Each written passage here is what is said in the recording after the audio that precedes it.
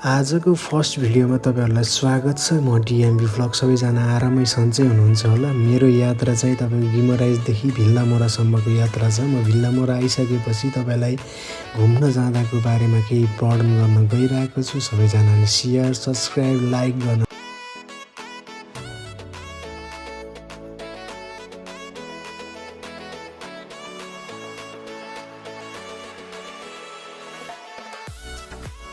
अब म घुम्न अर्को ठाउँतिर जाँदैछु। हेर्न सक्नुहुन्छ एकदम भोबाल छ त्यहाँको भिल्ला। हेर्नुहोस् न, आमामा यहाँ चाहिँ तपाईँको युकेको होइन, इङ्ल्यान्डबाट आउनेहरूले चाहिँ भिल्लाहरू किन्ने रहेछ होइन। भिल्ला किन्न आउने, उता काम गर्ने अनि यता आएर भिल्ला किन्ने, अनि गर्मी महिनामा चाहिँ टक्क लगाएर इन्जोय गर्ने ठाउँ रहेछ है।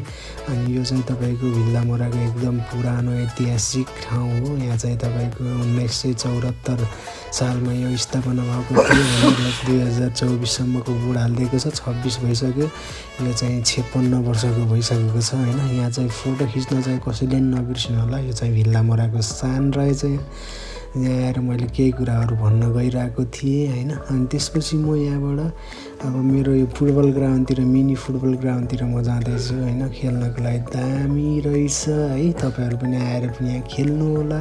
भिल्लामोरामा बस्नुहुने सबैजनालाई म चाहिँ के भन्न चाहन्छु भने, मेरो भ्लगको उसबाट तपाईँहरू काम गरेर आउनुहुन्छ थकितमा, यहाँ आएर चाहिँ तपाईँले इन्जोय गर्न सक्नुहुनेछ। र म अब शान्त वातावरण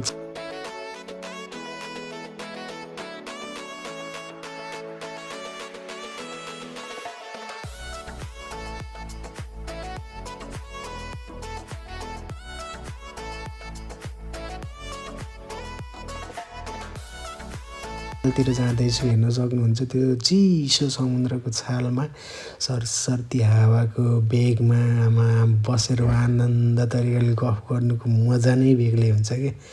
तपाईँहरूलाई पनि थाहा छ होला होइन।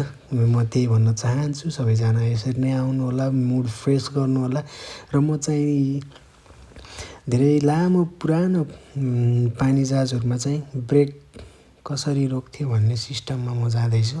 यो चाहिँ तपाईँहरूकै हातले रोक्ने ब्रेक सिस्टम हो, पुरानो जमानाको। त्यो एकदम दामी सहज तरिकाले रोकिदिन्थ्यो यसले। अहिले त आधुनिक जमाना आइसकेको छ होइन। सबै मेसिनरी चिजबाटै हुन्छ होइन। सक्नुहुन्छ तपाईँहरू देख्न। यही छ गाइस, अब के गर्ने, जिन्दगानी यस्तै छ।